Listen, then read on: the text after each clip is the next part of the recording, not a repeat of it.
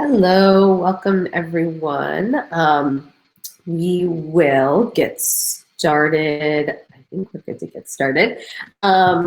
So hope everyone is doing well. I'm Amanda Singer, and I am a mediator and co-owner with San Diego Family Mediation Center, and we also have California Family Mediation Center with office in Orange County, and we do all family and divorce mediation. And I'm here today with Sam Mehta. Sam is with Blue Fire Mortgage, and they do mortgages for all things residential real estate. And we're going to talk more today about divorce and mortgages, as well as hopefully Sam will fill us in on some of the changes I know that have been going on with mortgages and everything these days. Sam, do you want to give any more introduction to yourself?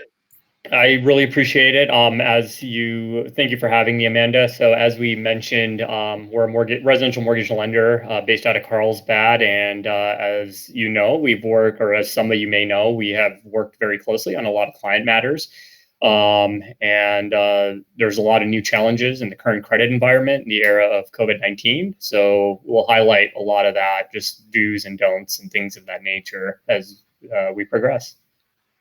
Yeah, that will be great. And before we kind of jump into that, we've been giving a lot of updates as we do these webinars on what's going on in the family courts here in San Diego. And we do, I guess in good news, have some updates coming up next week. And so the Superior Courts are resuming some services next week. They have been very clear to say they are not completely reopening. But on Tuesday, May 26th, they're resuming certain services. They are taking filings. Especially for our clients or people who have petitions or judgments or RFOs, the court will be open to accept those. They also are starting e-filing on Tuesday, May 26th. So that's something that family court has not done prior. So it'll be nice to be able to e-file certain documents that we weren't able to do before. So if you are working with an attorney or if you're in mediation and you've had documents that have been kind of on hold, just know that those are going to be able to be filed, whether as a drop or as an e-file starting next week. So just wanted to fill everyone in on that. And hearings are being rescheduled. So if you had hearings that took place over the last about 8 weeks and so, you'll be receiving updates through the mail. So today, wanted to start off, and maybe Sam, can you tell us a little bit about kind of what's going on right now? Like what does the mortgage area look like? So there's been a lot of changes in the last few weeks, and credit has effectively tightened up in a significant manner. And what ended up happening was in the last few weeks, there's been multiple setbacks, or multiple issues that have come into the fold. But the biggest one is because unemployment has drastically risen to a new level that we've never really seen before. All the mortgage markets, credit markets, borrowers' ability to qualify has tightened up, and not just in mortgages, but also in consumer credit and other facets from what I've heard from my other colleagues.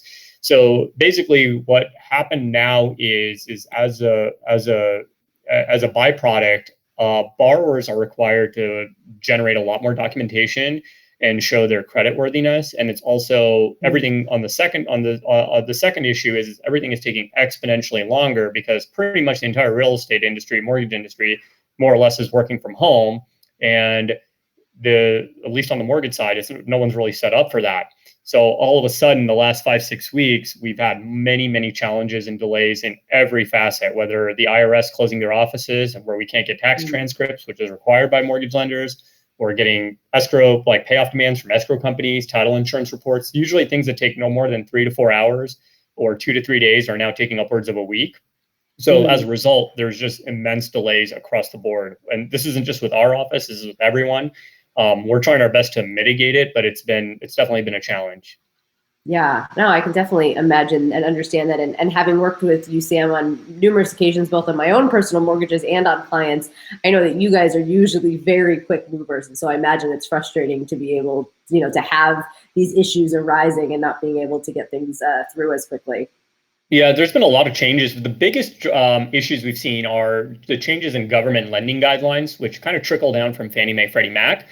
And that's really the 95% of where the mortgage markets have been the last few years. And those are the ones where you hear these spectacular rates, these really low rates. But what's happened is the challenges for procuring credit have changed drastically in the last 3 or 4 weeks. And we're still learning. It's still evolving. And there's policy changes that are coming into effect almost every hour, it feels like, on certain days, which is painstakingly challenging to work with or work around. So it's very nuanced right now. Last time I saw something like this was in 2008 when the mortgage markets crashed, and we were in the middle of it then. But this isn't as catastrophic from what it sounds like. And I think we're trying to restore credit back as much as we can as a banker, as a mortgage banker. But there are some challenges as to what we can and can't do because we are at the mercy of the federal government. But we're trying to keep it as minimal, as least invasive as possible on our side for borrowers. But it's needless to say, it's been a drastic change from in the last 6 weeks. Yeah, no, certainly. Is it easier for people purchasing like new mortgages? Are you able to do those? Or are you finding those are running quicker? That's actually a great question. That's actually getting done relatively quick. But the reason for that, there's two types of mortgage transactions: purchases and refinances. That's where pretty much everything. And refinances the purchases are going quick. Those are delayed, but not anywhere near the refinances. And the main reason that the purchases are moving quickly is just because 80% of mortgage transactions and real estate deals have been disseminated in the last month. So as a result, there's just not a big line to get a purchase done right now, because while certain segments of the real estate market are still hot, that's not the majority of what we're seeing, at least in California. And this is throughout the state, all the counties, not just like in San Diego or in Orange County or whatnot. But generally speaking, at least in our case, in our office, about 75% of our pipeline has been put on hold or, not happening right now, whether borrowers lost their job, they've been furloughed, or they don't want to deal with it because of the current climate. So there's just a whole host of issues and reasons. Yeah, no, certainly. But that is good to know, for clients that we have that may be needing to move, right? They are separating, divorcing, and so they want to get into a new property. If they want to do that, I know that there are, realtors are still working. I know there's a lot of changes to what they're doing, but knowing that if they are in a position to qualify for a mortgage, that they could still, on a purchase, do that quicker than a refinance is good to know. Correct. Yeah. But let's talk about, the refinance side, because I think that's what, I find that our clients are dealing with a lot, and something that, Sam and you and I have worked together on cases when clients need to refinance for kind of numerous reasons. So, usually refinance, if one person is hoping to keep the home or any real property, then the other person is on the loan, that they need to refinance to get them off. So can you talk a little bit about kind of like what that process, looks like? And I mean, I know, again, changes now, maybe changing some of that, but, I know there's always concerns. Oh, did we lose Sam? No, I'm here. Can you hear me? Okay. Yep, I can hear you. I just I'm not sure what happened there. That's okay. It happens as long as we can still hear you.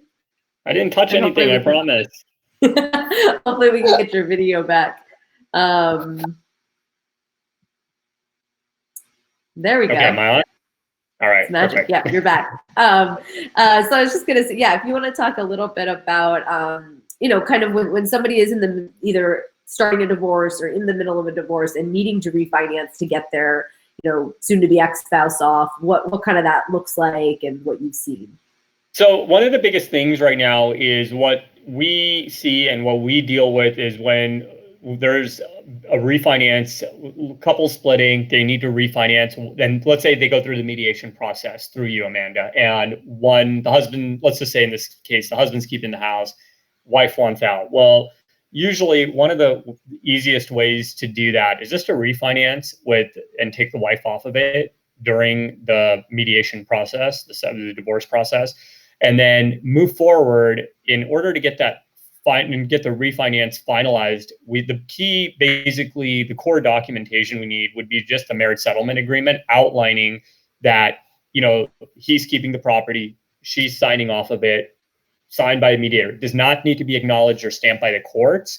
And the entire mediation agreement does not need to be hammered out. It can just be specific to, hey, party X is keeping the property, party Y is removing themselves from title.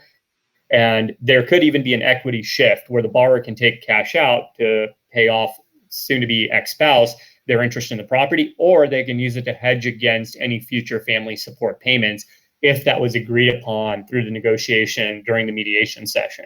So a lot of times, if a spouse is not, a soon-to-be ex-spouse wants out of the property, and they may not necessarily want to wait for family support to continue because they're worried that their significant or their soon-to-be ex's employment may not be steady, more relevant at a time like this, then they can always work to possibly get additional cash out refinance proceeds during the refinance. And then she can possibly, if she agrees to it, take additional cash out from the refinance as her share, and then take reduced family support or no family support. Maybe you can buy the whole family support out, and then there's just that much more cash out that's taken out. So, I mean, the sky's the limit when it comes to the creativity of it. But the biggest, limitation or the biggest limiting factor is how much the borrower qualifies for that's staying on it. Yep. And meaning we live in Southern California, very high cost area, and we live in an area in a county where deal incomes are almost necessary to survive for a lot of the average San Diego households, average families. So what happens is a lot of times if one spouse is keeping it, do they have enough income to qualify with all their current debt load, credit cards, car payments, whatever it is, and now all of a sudden they're taking on a new mortgage, but they're only qualifying with just their income, not their spouse's income. Yeah, I've seen that. I have clients I'm working with currently where that's the case, and he can refinance, but he isn't able to qualify to pull any money out. And so the question is, how are we now getting her bought out of the property when he's not able to pull cash out of it? So certainly understand and see that, especially I think in kind of the higher priced properties for sure. Exactly. And that's the other thing right now. One of the other ways that what we're seeing, because we've seen that exact example that you highlighted. So the only thing we can really do is put a plan in action where it's like, okay, we're not ready right now, but maybe we will be ready in September or later this summer once we file 2019 tax returns. And then that can be outlined in so we're kicking the can down the road in essence, because we can't do it now. We're going to do it later, but how are we going to do it? What's it going to look like? And that's where, just having a plan comes into effect. And sometimes we've seen where we had to put a plan together and it took 2 years for them to get there. Now a lot of things have to go right because life happens and things change during the process. But if it's identified and there's buy-in, and it usually might even be attached to the settlement agreement, we were seeing a lot of that in 2008, 2009, and 10 when the Great Recession was in full swing, where clients couldn't refinance and credit was virtually impossible, much, much more severe than anything we're seeing right now back then. And, a lot of people had to wait 2-3 years until, the jobs and all that was restored and income was restored. And there was some clarity as to what the future held. Yeah. So, yeah, that is very real. Yeah. And I think, one of the things that we often kind of talk about in mediation is that plan, and is figuring out what is that going to look like, right? So making sure that it works for both of them, because sometimes there's situations where, if the spouse who's being bought out, so in that scenario, you presented, if the wife wants to go purchase her own property, well, she's not going to want to wait, right? She's going to want to make sure that she's receiving the funds sooner rather than later. But there are situations where maybe the other person is going to rent, or maybe they're just not looking for those funds right away. And oftentimes even we have couples that will agree to keep the mortgage joint for a certain period of time. It may be that whoever's living there is going to be the one responsible for it, but maybe they're going to keep it joint while they can work through kind of the plan with you of figuring out, okay, what do they need to show? How much do they need to earn? Do they need to pay anything down? Things like that to be able to qualify. So it is definitely very important to have a plan in place and make sure that both parties understand what that plan is. Correct. Very, very important. Yeah.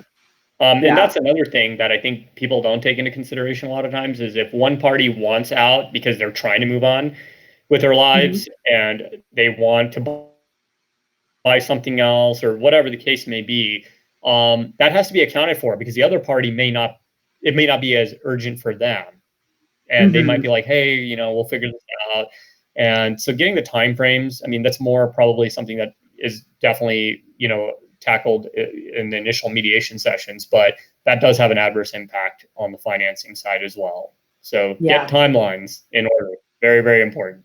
Yes. I think one of the things I always think of too is that it's important to do that early in the divorce and mediation process too, because I'm sure you've seen people who, you know, have, even if they're working with attorneys, they come together with these agreements, they have these great ideas, and then they come to see you because they've never thought about, well, do they even qualify? Right? Do they know what it's going to look like? And, you know, my thing is always to have people talk to their lender early on so that they know what they can and can't do. Yeah, that's probably the best thing is just have a conversation about it. It doesn't really cost anything except maybe 20 minutes of your time to figure out what is needed. And it's really important because the mortgage plan is hyper specific. And if the mediation plan isn't set up correctly, then, you know, everything is set up for failure. It's a domino effect. And as a mortgage lender, we're you know, our vantage point is hyper specific. It's very narrow. We come in, we do our thing, and then we're kind of out and we move on to the next thing. So we're not looking at everything collectively. I mean, we do in our process, but we don't know all the moving parts that are outside of our scope. So, you know, it is important that it's addressed correctly. And usually if there's, you know, collective buy-in from both parties during the mediation process, that's usually a non-issue, typically speaking, for most scenarios. Yeah, that's very true. I think one of the things I'm seeing right now that was different from, you know, maybe even a year ago was that mortgage rates are at least at a point where people want to refinance, right? So previously what we would run into is, you know, people had interest rates that were really low from however many years ago, and they didn't want to refinance when their interest rate was going to go up, right? So that's one of the issues that we would sometimes face more so was, well, I don't want to refinance because I've got such a good loan. So I guess one of the positives right now is being able to, even if the refinances are taking longer, knowing that they can still get into a good interest rate. That's correct. Yeah. So I think that's making our life, I think my life a little easier with clients is at least that piece of it for sure. Yeah, the one good thing is the rates are at I mean, the last time they were this low was about 8 years ago, and we are forecasting for them to improve and, you know, throughout, you know, I don't know how much, that's the $1 trillion question, I guess, at this point, but the trends are showing that there's going to be continued downward pressure for rates. Just nothing really indicates anything otherwise, but, you know, it's challenging to figure out and forecast accordingly, but the upcoming economic climate will probably be very conducive for anyone looking to refinance, and especially if those who are in mediation, more so. Yeah, that's certainly good to know, and also for people looking to purchase that, you know, they may be, if they're in a position where they have kept their jobs and, you know, are in a financial position to purchase something, that they might, you know, have a better chance to do that now. So I think that's good to know for sure. What do you kind of see, or have you seen, I guess, I know we talked a little bit about timeline and plan and things like that, but any other kind of, I don't know, main things that you would want people to tell people to kind of avoid as they're going through, you know, especially if they're in the middle of a divorce and wanting to refinance or get a new mortgage? What do you kind of see as mistakes that come up often? So the first one is it doesn't cost more if someone's in the middle of a divorce to get a refinance done. It's not that that's the biggest question I think people are scared to ask is how much is it going to cost me? The costs don't really change on a refinance, and we try to keep them as low cost or no cost as possible, in our office at least. But typically, that's one of the biggest questions we see is what is it going to cost? Is it going to be more expensive? And it can sound very daunting to someone who may not have been involved with it, and their spouse may have handled the finances, or soon to be ex-spouse has been handling the finances. Now all of a sudden they're not. So that is the first myth that we end up dispelling. Is it's not going to cost more. But the question is what the real question is what do I have to do this the right way? And we get a lot of strange questions a lot of times from borrowers who are like, hey, can I just take myself off title, and then am I like just not responsible for this because they're trying to do it themselves? And the answer is no, because you take yourself off title, which is very easy to do. You can record a deed at the county recorder's office. Might cost $100 or so to record it. That doesn't necessarily mean you're taken off the mortgage loan obligation. The only way a borrower can be removed off the mortgage loan is if they refinance and it's taken off, and it's actually, they're absolved from it completely. There's no other quick or cheap or easy hack around that.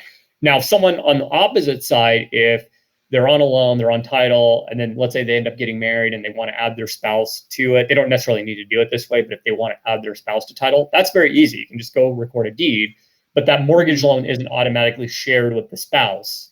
And I'm oversimplifying things right now because California is a community property state, and there's a lot of other things that have to be taken into consideration. So I think the question is just get the right advice and know that, hey, if you're in a community property state like California, how do I go about this? What do I need to be aware of? And that's just asking the right questions and knowing what to ask. But taking yourself off title does not mean you're free and clear and done by any means. Yeah. So that the refinance process has to happen. You may not need to want to do it now or deal with it now because there's a lot going on.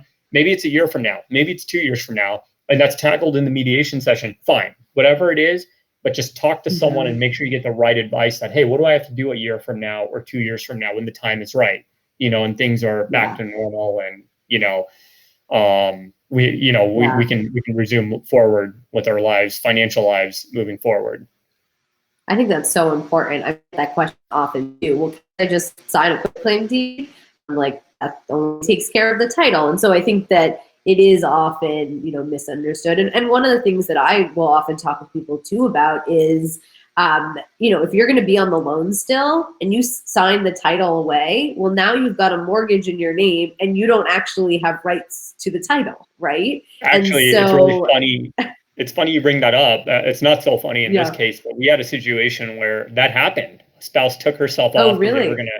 This was about it wasn't recently. This was a while back, but she took herself off. I don't know why, but she took herself off title, but she's still on the loan. And then something really catastrophic has happened to the husband. And we got introduced after all this happened. Now, all of a sudden, she's not on title. She's on the loan, and her husband passed away unexpectedly, who was pretty much, the breadwinner, took care of all the bills, handled all the finances. She was a little detached from it, but she took herself, quit claimed herself off the title to the property, even though she's on the loan, and they didn't have a trust or anything set up. And as a result, the property went into kind of a probate-like situation where effectively she had to deal with the courts just to prove that she was a rightful owner and she was on the mortgage, but she was also entitled to the title. And it took about 9 months and $20-some thousand in legal fees for them to resolve it. And it could have been prevented if she just simply did not. And this is in addition to all the grief and everything else that she's dealing with in her life. Now she got injected into a really sticky situation. So, don't quit claiming off or granting off doesn't mean that, the problem is fixed. That's the biggest myth.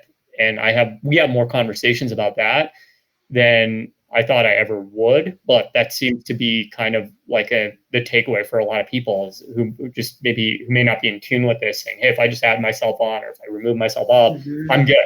And we're done with this. No, it's not that simple. And there's also other tax ramifications that come with it that, are more probably better for a CPA to address, and even trust and estate planning, which, there's a whole series of trust issues that a trust attorney can advise on. So one of the things we always tell people is get a trust set up immediately.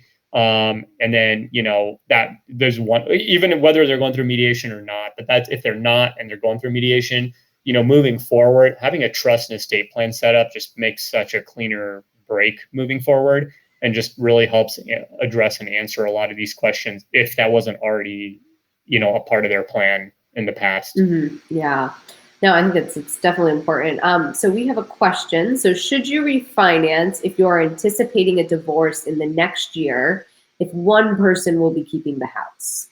So I think related to, so they haven't started the divorce, they're anticipating it'll happen in the next year, and one person will keep it. I think this is a little bit of a loaded question, but the short answer that I think would be a safe answer, because there's a lot of other questions that have to be asked to answer this correctly. If it's just as simple as, hey, I want to take myself off the mortgage loan now, we're looking at getting divorced, we're in good terms, we get along fine, you can do that. That's actually not a bad idea, and keep both parties on title because they're still married, so they should be on title. But if they're like, hey, we want to get this out of the way, that's not a bad idea. That's actually reasonable, and it makes sense because you're kind of, getting things started, and that party's still on title. They're not automatically, they don't lose their equity, they don't lose their interest. That's another myth we're spending, a lot of time. The state is very, very clear about this as to how these things are approached and should be broached. So if it's as simple as we're going to get divorced, but I'm going to stay on title, but I want to transfer the refinance, get the mortgage into his name, that's fine. I think that overall it's okay, but I would really strongly recommend that they talk to a mediator first, so at least the mediator is in tune, because we don't know, as a mortgage lender, we don't know all the other moving parts and all the other complexities that are involved in that particular scenario. So that's why I hesitate with answering it, but all things equal, sure. Yeah, no, I think that's a great answer. And I always say to people, you can start having a conversation about what you might happen in your divorce, even if you're not starting that yet, right? So it's okay, just like you're saying, to figure out what some of those agreements might be, do that refinance, leaving both people on title still. And I think that's when we were talking about, the not quit claiming yourself off when you're still on the loan. One of the things that questions I've had come up is the idea that even if they're not both on the mortgage, if they refinance into one person's name, they can still keep the title joint, correct? Right? That's correct. They can. It's easy to, the title, like by quit claiming off doesn't necessarily, and you're still married, doesn't mean that you lose, that person, that spouse who's not on title loses their interest. That's not the case, but that seems to be another common thing that pops up that we get asked, which is, not at all. And we point them to the resources about how the state views community property. So that's more, I guess, an estate planning question at the end of the day. But it's not like one party. The only time we really get asked that is if there's a total lack of trust and a divorce is going sideways or a separation is going sideways. Where I don't trust him and I don't know if he's doing the right thing. And we say, no, it's okay to do that. But once again, just get proper advice on it. But you're not going to lose your interest. And that spouse can't just sign off on it. You have to sign an interspousal deed. You have to acknowledge it. So it's not like one party can do something, to undermine the other, their soon to be ex-spouse's interest by changing title. It's not that simple. And it's very protecting. And I think what I've seen sometimes is, even though, like we're talking about, they still have a community property interest, even if the name is taken off, it's just that they feel more comfortable keeping both names on the title until they've finalized all the divorce stuff, right? And so that's where I'd say, well, you can still, even if you refinance into one person's name, you could still, keep that title joint. So it's always good to know. Oh, and let's see. So I have another question. What do you suggest if you own some rental properties and one spouse wants to sell, but the other doesn't? Okay, so I mean, that's kind of I can answer on kind of the divorce mediation side of it, and then maybe Sam, you have some thoughts on, kind of mortgages, especially when they may have more than one mortgage. So if one spouse is wanting to sell and the other doesn't, I mean, I think what we really would discuss in mediation is looking at, what's the fair market value of the properties? What do they owe on it? So what's the equity that is there? Is it that one person wants to sell because they want to take those funds and buy something else? Are there other assets that we can offset with it so that one spouse can keep the rental properties and the other person, the other one can, have those funds to go forward with? And also understanding, is there any rental income? A lot of times I find that there isn't necessarily rental income coming in, but it's a long-term plan that the parties have in place, whether it's for retirement, or I had one couple where they had rental properties they were using for kids' college, stuff. So, understanding what the interests are and why they might want to sell versus, the other one not wanting to. What about kind of on the mortgage side of it? I mean, rental properties, what are some of the differences there that might come up? I mean, the qualifying process for a mortgage on an investment property is pretty much the same as a primary residence or even a second home for that matter. Okay. Obviously, there's a little bit more of a restriction as to how much equity can be pulled out from an investment property versus a primary residence. So if part of the during the negotiation, during the mediation process, if part of the negotiations like, hey, I want X dollars out of this in rental property A and Y dollars out of rental property B. Keep in mind that usually the two key caveats are how, the amount of equity that can be taken out of investment property is usually a lot lower than a primary residence. And the second thing is rates since the beginning of time on investment properties are slightly higher than a primary residence. So that has to be factored into the equation. Where it gets a little bit stickier is when there's 5, 6 investment properties, because then, okay, can one spouse qualify and carry all these?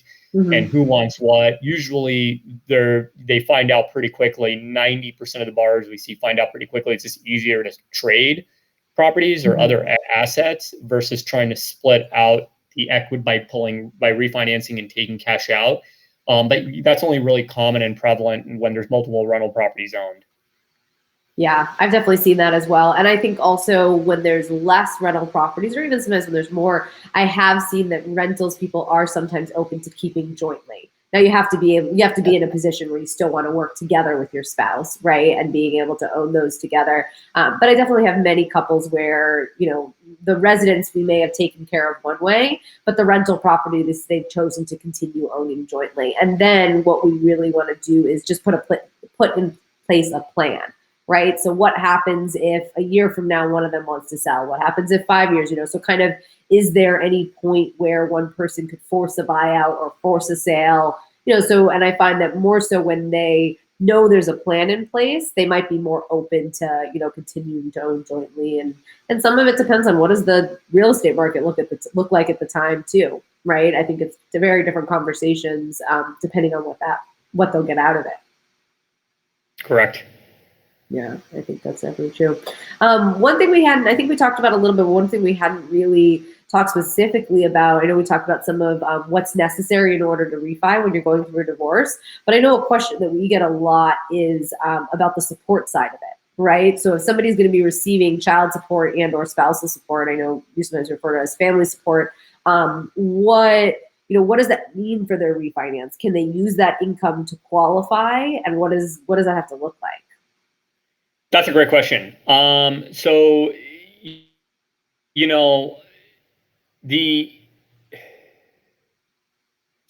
far as the documentation is concerned, it's the same amount of documentation. There's not anything more, anything less, except the settlement agreement when a couple are going through the divorce mediation process. Now, one caveat, the way, from a loan underwriting point of view, if the soon-to-be ex-spouse is going to be receiving family support, that future family support income, that income stream, can be used to qualify for their own mortgage in the future. So if they're getting, let's say, $1,500 a month in family support, and that's what's agreed upon, and that's been, they've been getting that for a month or 3 months or however long, well, that can be used to supplement whatever their gross salary or wages or income is in order to help qualify. So family support can be used for a borrower if they're divorced and they're looking to get pre-approved, pre-qualified for another mortgage. That can absolutely be used. And the only thing we really need for that, in addition to the standard document request, is that part of the settlement agreement or their marriage settlement agreement outlining that. Now, on the flip side, if a spouse is going to be paying or has been, or let's say a divorcee is paying his ex spouse out in the form of family support of, let's say, $1,200 or $1,500 a month, well, that counts against him as an obligation, a reoccurring monthly obligation, which will hinder his ability to qualify or her ability to qualify if they're keeping the property and they're refinancing it, but they are obligated to pay family support. So that has to be taken into consideration as well. So it works both ways. is family support is a double-edged sword. It can help if a borrower needs it, but it also counts as an obligation, a financial obligation, and takes away from possibly their ability, their debt to income ratio, or whatever it is that they need to make their refinance work. Yeah, and that's why it's important, I find for people to figure out kind of the pre-qualification or what they would need to refi early on in the process, so that when we're discussing support, that's part of the conversation, right? So if they've had a conversation with you and know that they need their support to be under a certain amount, well, how can we make that work for both of them so that they can still refinance? Is certainly part of the conversation. Do they, if it's the spouse that's receiving support, do you need to see it for a certain amount of time? It depends on the loan program. Sometimes we need 1 month, so basically one payment. Sometimes we need up to 3 months. Okay, that's not too bad though. I mean, I've had clients who've gone to big banks and they want to see like 6 months to a year. Yeah, that's correct. Actually, big banks do require that. And when I mean big banks, it's usually like, the Wells Fargo's, the Chase, the Bank of America's of the world. I know because we get referrals from certain loan officers at Bank of America here in San Diego who have that situation, and they can't touch it because they have a 1-year requirement. They usually need to file a tax return, but that's not going to happen if you got divorced in April and we're in June or May. It's just not going to be, it's not available. It doesn't exist. So that is the one thing. I think that's specific to a lot of institutions that have that. It's called a credit overlay. It's something that they add to, just for, I guess, to securitize, to protect their risk maybe. But that's one way of looking at it.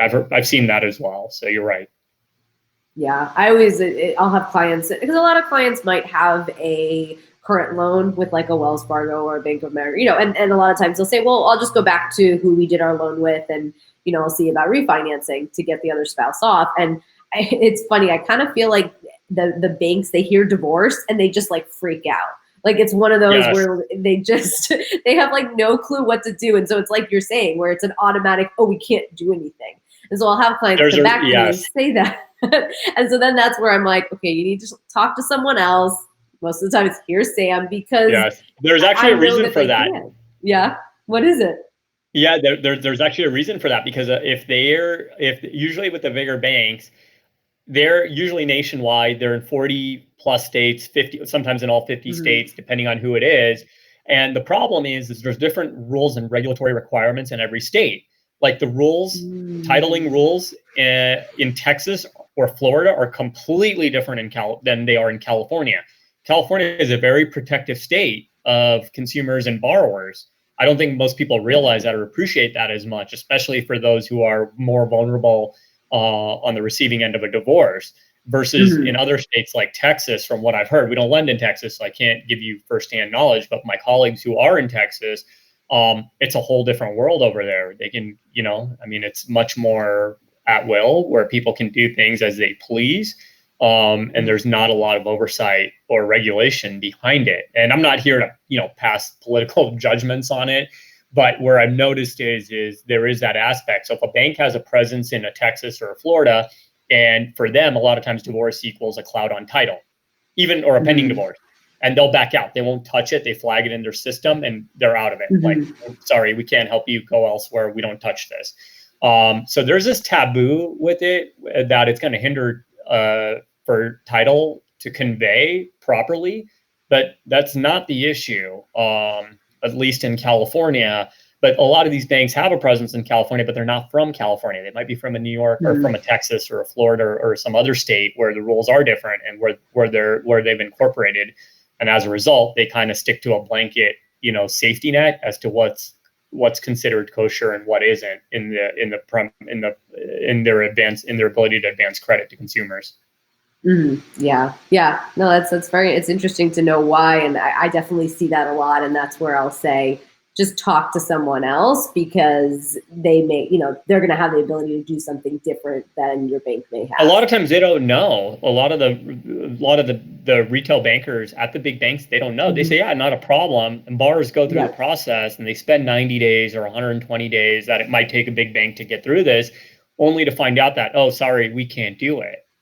We've had a couple of those that have happened in recent times, and they're not even necessarily divorce related, but if there's some issue with, hey, we're thinking about it and we're thinking about going through mediation, what happens next? And that's a red flag for a lot of them. I don't understand why, but I think that's the logic. What we outlined above is kind of what they're sticking to, and they're held under a different, they're held to a different standard post 2008, 2009 as well. So I think that has a lot to do with it. Yeah. Do you think that kind of post what's going on now, post COVID, that'll also be with some of the more stringent regulations that you're talking about already? Do you think that will only make it harder with some of the bigger banks because, again, that national presence? Yeah, I think so. I mean, we're still in the thick of it. We're not really out. Oh, so no. That's the other issue. We're not anywhere. My guess is I thought we would be like kind of in a sense of, some sense of back to normal, like by June. And I don't see that happening at this point, just based on where we are being May 21st today. But anyways, to kind of circle back to it, yes, I think it is. And I think it's just, I think credit will be restored pretty quickly once we're out of it, but we're definitely in a recession or broaching a recession. And the key metric for that, and not that I'm an economist or anything, but the key metric for that is just the fact that the unemployment is staggeringly high right now. And, in the last 6 weeks, we've had more job losses, more losses in jobs and what was gained since the last recession. So it's really tough to figure out where the bottom is and what the bottom looks like.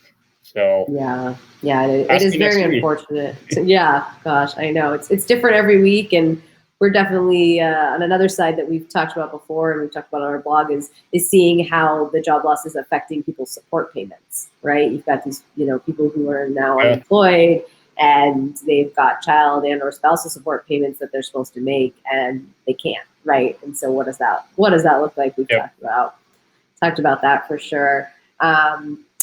I had a question and it totally just went out of my head, so I will ask it when I think about it, because I don't know why. Yep, that's happening these days. Sometimes it's just there's a lot of that happening, but I get it. I'm empathetic with you on that. So no. Oh, I know what it is. So I feel like this question has come up. So I was just kind of curious, not related just to divorce, but more so right now is, what are you guys doing for like notaries, right? So people are still needing to get documents notarized. Is that, and unfortunately, as far as I know, California does not do online notaries, right? No, there's no virtual notaries. And so that's a great question, because that's coming up a lot right now. So all loan signings, whether it's a refinance or a person, have to be done with a notary present. Like this is a non-negotiable, and you can't do anything virtual on the notary world. They have to be done. There's actually legislation that protects this that the state of California stood behind. This was all pre-COVID, obviously, and there's been no changes to this. So the notaries, as silly as what this sounds, and what I'm about to tell you is exactly what it is. Notaries are still meeting with clients. We advise, and notaries usually want to meet outside if there's a backyard or a patio area, because there's a stack of documents. It takes about 30 to 45 minutes, and usually there's one or two people present, well, at least one, usually two people present, and they're sitting there, they're signing these documents, and they're usually maintaining a 6-foot distance outside. They're all wearing masks, and they're signing them, and that's pretty much it. It sounds a little bizarre, but that's how it is. Now, certain states, from what I've heard, we only lend in California, but like certain states outside of California do have virtual notaries. But from what I heard, they got inundated with so many. I think it was Michigan. I'm not 100% sure, but it was a state where their entire server crashed, and they lost a lot of these virtual. It wasn't everything, but they lost like a group of like loan signings that were virtually stored on a server for the span of 1 or 2 days. But for the entire state, that record is pretty much gone. So they have a recording that they have to backfill, but the recordings aren't indexed correctly. So there's like literally thousands of recordings that people have to go and see who that person is and then try to guess and identify that who the notary is from a video and then match it to the loan signing. Now there's ways that that I'm sure that they can backlink it, so it's a little bit more secure, but that's been going on too from what I've heard. I don't, which I thought was insane. So that's another great, COVID benefit right there. Wow. Yeah, that's crazy. I know, because we have some documents we have to get notarized too. Now we don't have to be present, so I'm usually having the clients do those on their own. But it's been kind of interesting to figure out, how do you get those done right now? And I wish we could do online notary, although I get that all technology comes with a positive and a negative, as you just shared. But I mean, I don't know. California may change the state may change their ways, but right now, all loan documents have to be done with a notary present. I mean, who knows, a year, 3 years from now, that should and will change. But right now, I don't even know if it's a great idea, just with the horror stories we're hearing in other states. But who knows? That's that's one thing I'll let them figure out. Yeah, and until then, people will figure out how to social distance with their notary. Yeah, that's as weird as that sounds. That's exactly what's happening. To me, it's bizarre. I mean, I know it's the new norm now, but it's really strange. But that's what's happening. And now it's kind of become normal the last month and a half, so it's not that abnormal. Where people get it, but the notaries don't want to be there as much as the borrowers do. They're not like excited. They want to get it. They want to move on with it and get past it. But until there's some piece of, until something changes, that's what's going on there. So no new updates or anything profound on that front. Yeah, interesting. Bring your own pen, right? Got to have your own pen too. for your notaries for your signing. So, oh gosh, definitely different time, but we'll see what happens. Well, I don't know if we have any other questions, or Sam, if you have thoughts on things that we haven't talked about relating to divorce and mortgages. I know we talked about support and different ways to kind of buy out and refinance and things like that. But if there's anything you want to share or thoughts on that. No, I think it's just really important, when going through the mediation process, to really because the problem with what happens is when a couple is going through mediation, they're usually, for rightfully so, they're in a different state of mind, and they may not always know what to ask or what to look for because the focus is so scattered. It's just part of the process, at least at the beginning. And then when they get through the mediation, I think it's really important that, like in your case, Amanda, you're very thorough. You're extremely diligent. You know how to tackle it. You know what questions to ask. And I think having a process that identifies all that, because there's questions that are festering in the background that don't come up sometimes until even after a mediation is close to settled, and that could blow a mediation back open because they didn't know to ask, or it wasn't disclosed properly, not even intentionally, but just, it was an afterthought, but it's a material fact now.